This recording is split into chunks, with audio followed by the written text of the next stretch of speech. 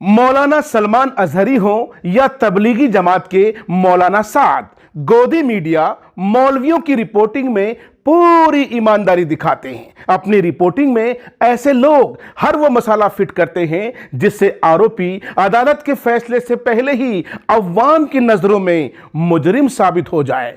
आपको याद होगा कि कोरोना काल में इसी मीडिया ने तबलीगी जमात को लेकर क्या रिपोर्टिंग की थी और किस तरह के इल्जामात आयद किए थे।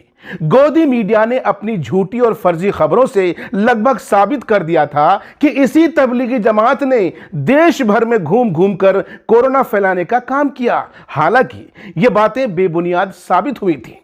मौलाना सलमान अजहरी को लेकर भी पिछले 2 दिनों से मीडिया में जो खबरें चल रही हैं वो कुछ इसी तरह से हैं। पुलिस का काम तफ्तीश करना, कानून का काम इंसाफ करना और मीडिया का काम उस सच को दिखाना। आपको बताते चलें कि जूनागढ़ केस में मौलाना को कोर्ट से बेल मिल गया है, जबकि इसी केस को लेकर गोदी मीडिया की खबरें इस प्रकार से हैं। एक मीडिया ने चलाया कि पुलिस ने अकल लगाई ठिकाने तो गिड़गिड़ाकर मौलाना ने उगल डाले सारे सच। क्या मौलाना कोई क्रिमिनल बदमाश है? क्या मौलाना कोई उग्रवादी है? क्या मौलाना कोई आतंकवादी है? ऐसे अल्फाज तो मीडिया में उन्हीं के लिए इस्तेमाल किया जाता है ना। किसी ने मौलाना को मोदी से जोड़ा तो किसी ने योगी से। खैर, बहरहाल मशहूर इस्लामिक स्कॉलर मौलाना मुफ्ती सलमान अजहरी को जमानत मिल गई है, लेकिन अभी भी वो जेल से बाहर नहीं निकल पाएंगे। उसकी वजह यह है कि हेट स्पीच मामले में उनके खिलाफ गुजरात के कच्छ में भी एक मामला दर्ज किया गया है। खबरों के मुताबिक जूनागढ़ केस में सलमान अजहरी को कोर्ट से बेल मिलने के फौरन बाद गुजरात पुलिस ने उन्हें हिरासत में ले लिया। उनसे पूछताछ जारी है। बताते चलें कि मौलाना का हेट स्पीच वाला वीडियो वायरल होने के बाद जलसा के आयोजकों मोहम्मद यूसुफ मलिक और अजीम हबीब के खिलाफ भी एक मुकदमा दर्ज किया गया था।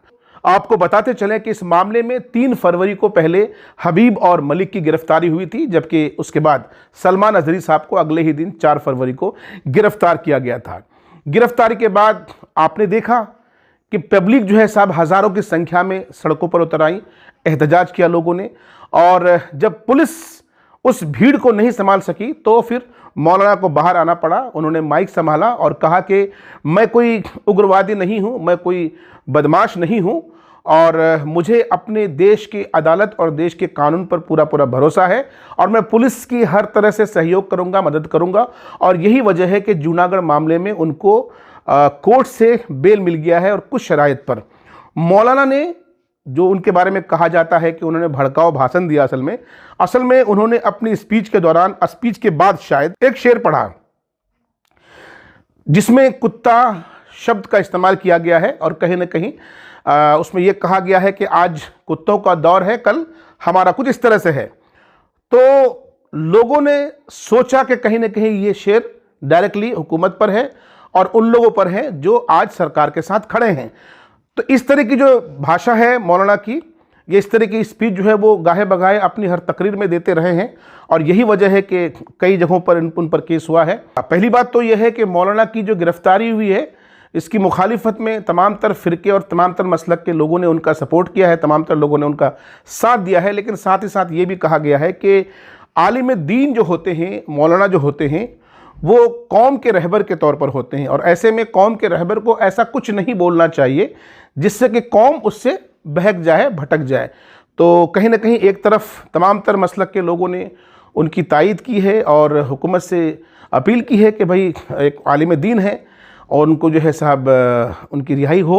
लोगों ने मुतालबा किया है। साथ ही साथ ये भी तंबीह की है कि आलिम दीन को और स्कॉलर को, चाहे वो किसी भी धर्म का स्कॉलर हो, उनको इस तरह के अल्फाज का इस्तेमाल नहीं करना चाहिए। ये भी बात सही है कि बहुत सारे पॉलिटिशियंस हैं जो आज की डेट में हमारे देश के अंदर धर्म के नाम पर जो मौलाना सलमान अजहरी साहब ने कहा है उससे कई गुना ज़्यादा बातें कहते हैं।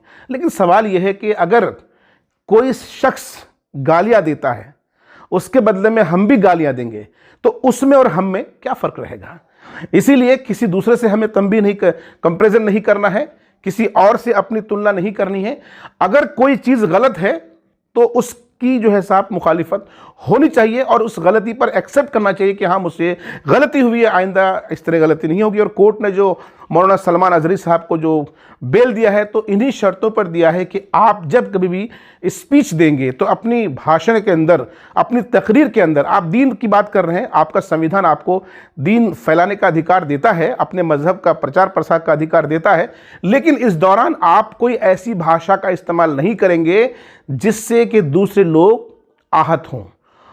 और इस वीडियो में इतना ही। वीडियो को आप जहां से भी देख रहे हैं अपना कमेंट संयम के साथ ज़रूर लिखिएगा, और अगर वीडियो को फेसबुक पर देख रहे हैं तो पेज को जाते जाते फॉलो कर लीजिए, लाइक कर लीजिए, और यूट्यूब पर देख रहे हैं तो चैनल को सब्सक्राइब कर लीजिए।